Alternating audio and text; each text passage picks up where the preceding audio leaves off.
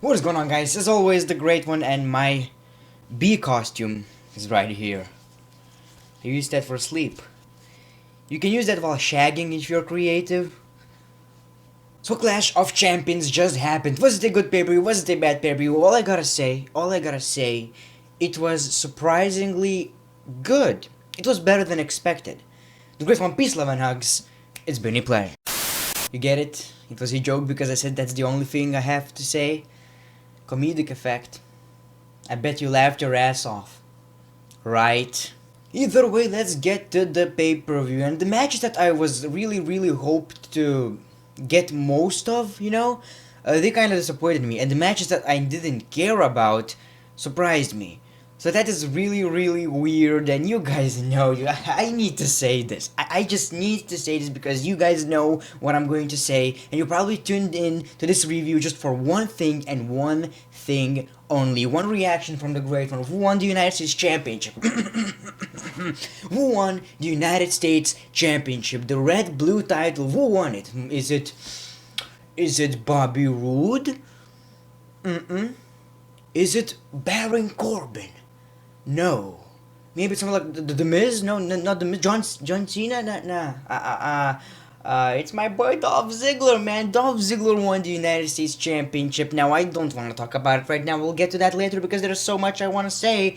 Let's get to the beginning of the pay-per-view. Let's get to the pre-show. Mojo Rawley versus Zack Ryder. And Mojo Rawley is a heel. He cuts good promos on the Twitter. But he comes out running like it doesn't work for a heel, man. It does not work for a heel, and of course he won the match, and that was about it. It's nothing special, it's a pre-show, so I guess that's about it. He won the match against Zack Ryder. That's not that impressive, hopefully you don't brag, In 2017, beating Zack Ryder, it's not something you brag about, brother. So keep that in mind a little bit, Keep that in mind. And then my ladies and my gentlemen and my boys and gals and daddies and mommies and grandmas and grandpas, everybody in the crowd behind the screen. I want to do a Sean's View Entertainment intro. I want to do this guy's intro. Ladies and gentlemen, the most dedicated talk show in the wrestling community. Wrestling news now in the brash. And Dolph Ziggler won the United States Championship. Holy shit, man. My heart skipped a beat. Because, first of all, in my predictions video, I said this. Ziggler is going to be used just to get pinned. And that's the thing that they did during the match, Baron Corbin threw Bobby Roode, or the other way around, I don't remember, out of the ring, and they tried to pin Dolph Ziggler after a DDT. Yes, it was Baron Corbin after a glorious DDT. And he kicked out. He actually kicked out, and Ziggler won the match, and we all thought that he is just in a match just to get pinned because they wanna, keep these guys safe, and nobody cares about Ziggler in the WWE, and I love Ziggler. So it was like, okay, we all know this match is going to end, and then we got this weird thing where Baron Corbin is doing his finisher, and Ziggler from behind, so we got two finishers at the same time, something like that. Bobby Roode was hit, and then zigzag to Baron Corbin. I gotta say, that was the way he actually won the match, by the way, Dolph Ziggler. And I gotta say, he actually did use super kick, but he didn't connect with it, as far as I'm concerned. But it seems like he's starting to use zigzag as a finisher again, which I'm okay with as long as super kick is still his another finisher, because his super kick is nice, man. His super kick is nice, especially when he's tired, he super kicks and he pretty much fells on his opponent. It's good. It tells a little bit of a story, this underdog story who is winning the match somehow, I like it, although he's a heel right now. He won the match, and I was shocked, man. I was sure he's going to kick out Baron Corbin. I was sure, and then it was 1, 2, 3. I'm here to show the world. I was watching it in my bed. There's another big TV right here. I was jumping like a little kid. I was happy. Finally, this guy is getting a moment, and it feels like he talked in the podcast, Agent Christian. He's not happy with the WWE, being here, being a jobber, and they're like, he threatened to leave. Give him a title. Make this guy happy. And when he signs the contract, make him a jobber again, something like that. Or it was a plan all along. You never know with the WWE, and I'm pretty sure.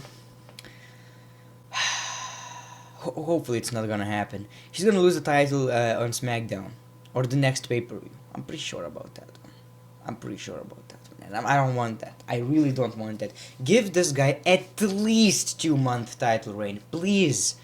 Please give him that. It's exciting. I cannot wait for SmackDown just for one that moment, for one that victory, because it's something different. It's unexpected, and what's gonna happen? We don't know, and my eye is twitching because I haven't slept. Yeah. So this is great. The match was amazing as well, and I'm just happy Ziggler is a champion. He walked out, just like a badass, and I'm gonna rewatch that moment over and over again. Then we got the Tag Team Championship. The champions, the Usos versus the New Day versus Aiden English and Rusev versus Chad Gable and Shelton Benjamin. And before this, we got a promo between Rusev and Aiden English, pretty much continuing their song, and they're so over with the crowd, I cannot wait to see them actually chasing the Tag Team Championship, because it's going to be a great story, and I'm pretty sure, 100% sure, 100% sure, I'm a brash, that they are going to be babyfaces from now on, because it seems like they're really over with the crowd. And the match was unbelievably good, and this weird sound is really pissing me off right now. Thank you. And the match was unbelievable, man. The match was unbelievable. So many near falls, so many moments where you feel like, okay, this is gonna end, like Rusev doing his finisher to Big E, but it didn't end. Chad Gable, this guy is a monster. This guy's size is like, he might be a little bit taller like me, he's a troll as well, but he's throwing from Rusev's, and Big E is like, they're the same size. I mean, this guy is a machine. This guy is a monster.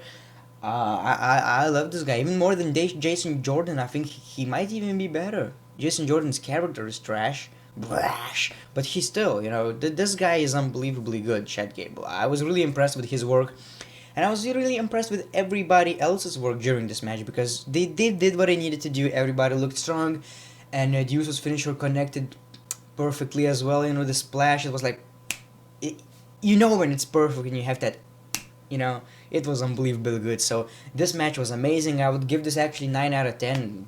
This actually did what it needed to do, and I'm not, mad that Usos retained the championship, because they're the best tag team, and I appreciate that. When it comes to Rusev and Aiden English, I do hope they will win the titles over the next 2 months or something. They need the titles. Hopefully they will get it, because they're so over. I'm really happy about that. Charlotte Flair defeated Natalya with submission in a lumberjack match, and everybody's fighting, blah, blah, blah, all of that sorts of crap. This was the worst, probably, moment of the show. Of course, Charlotte wins by submission. I'm happy with that. And then Natalya cuts a promo, pretty much saying that you turned your back on me. I am turning my back on you. She cried and shit. And it was like, girl, you're a heel already. What do you mean turning your back? You were already heel for like 5-6 months. What are you talking about? You need therapy? You want me to send you to Brash? I mean, yeah, man.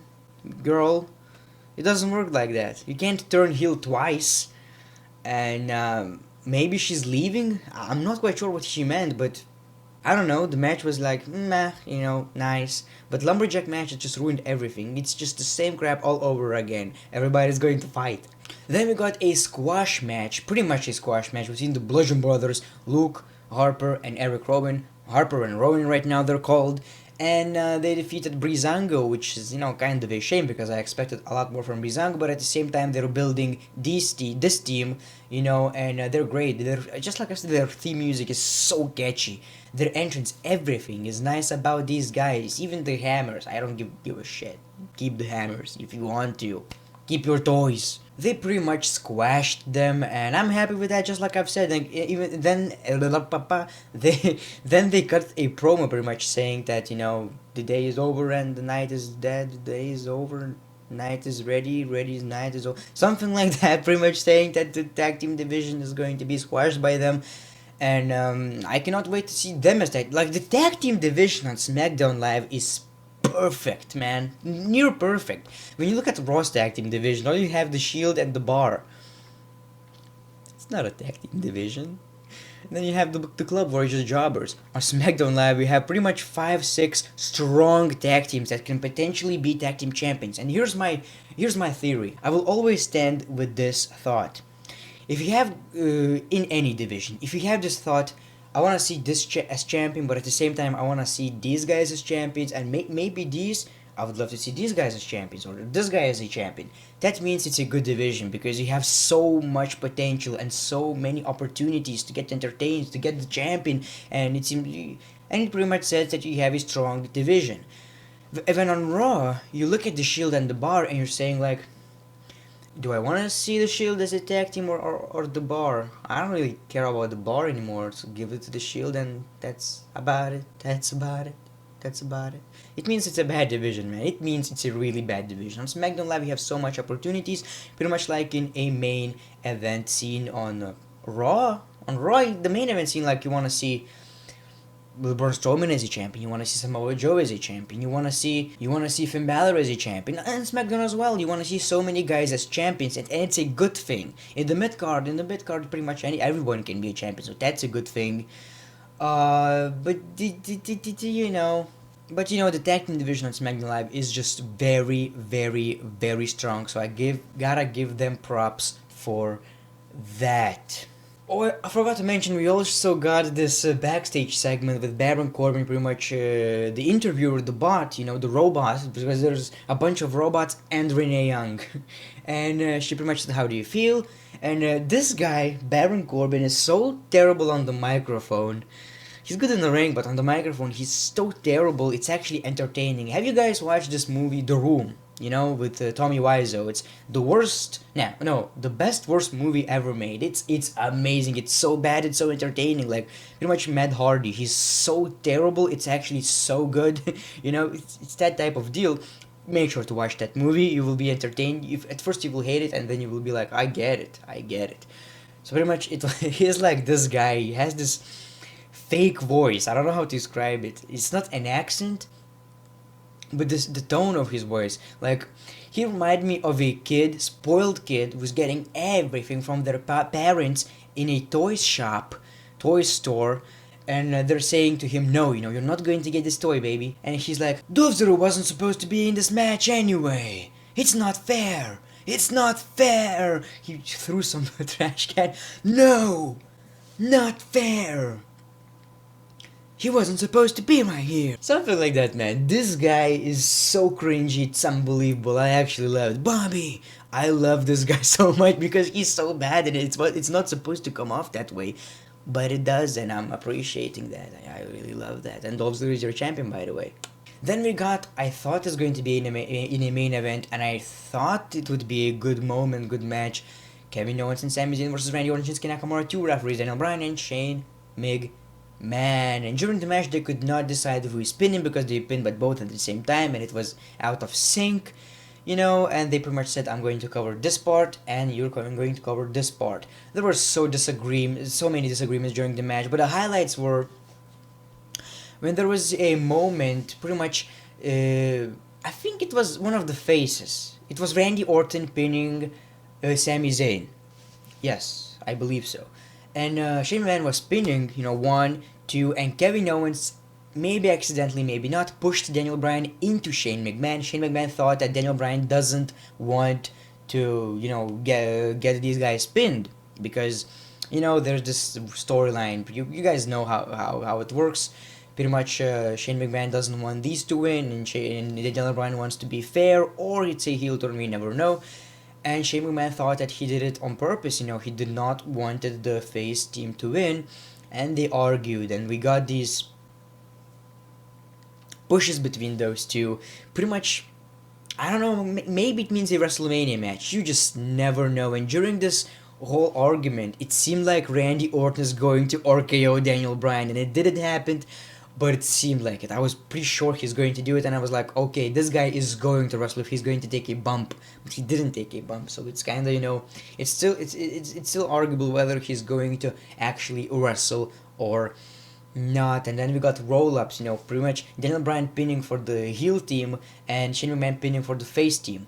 And there was also this moment, 1, 2, and Shane McMahon was like, okay, I'm not going to count because it was a heel team that would win. It was Kevin Owens pinning someone, and Daniel Bryan was like, what are you doing? And they pretty much argued, pushed each other, and then it was a roll up by Sami Zayn, I believe, or Kevin Owens, and it was like Daniel Bryan counted like 1, 2, 3 really, really fast, got out of the ring, and he wasn't a heel.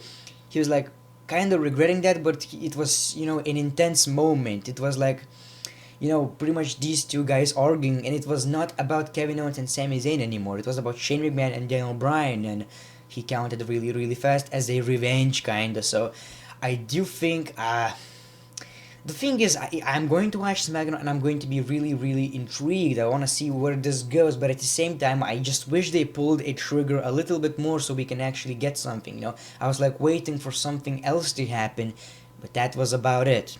I don't believe Daniel Bryan is turning heel, though. I don't believe Shane is turning heel. Daniel Bryan is like, he's trying to do a good thing. He's trying to do the best thing, and it's not like, him having a bad face. It didn't happen like that at all. So I don't know, guys. Like, I enjoyed it to a certain degree, but at the same time, I was like, I wish there was something more to it. It kind of disappointed me. And then we got AJ Styles versus Jinder Mahal. I did not care for the match. It was probably best Jinder's match, but it still wasn't something really, really, really amazing. Although the match was nice. It was nice. And I couldn't just cared that much, I couldn't care that much. There were cool moments like AJ Styles doing Styles Clash to the Goons, to the Singh brothers.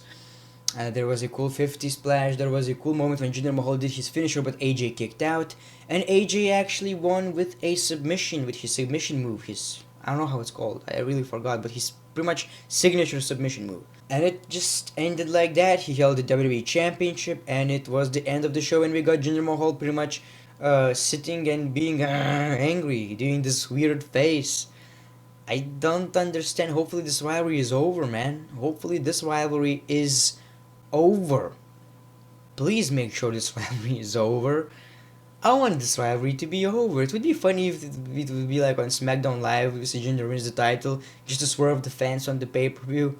That would be no. Either way, guys, I did enjoy myself during the pay-per-view. The beginning of it was priceless, and just like I said, the end of it was like, okay, AJ is still champion. Nice. That was the thing. And the tag team match between the general managers, it was good, it was nice, it kind of got me intrigued for the next show. I cannot wait for SmackDown, by the way. But at the same time, I was just wish they did something more, a little bit. At least an RKO to Daniel Bryan or something. That would be like, oh shit, something like that. Either way, let me know in the comments below what you thought about the pay-per-view. I will give this pay-per-view 7 out of 10. I was entertained. For a SmackDown Live exclusive, it was a good show. It was really, really good show, and it was unpredictable, by the way. A little bit more unpredictable than I actually thought. So give your rating for the show in the comments below. Make sure to like this video, please. Make sure to subscribe if you haven't. The great one. Peace, love, and hugs. It's been a pleasure.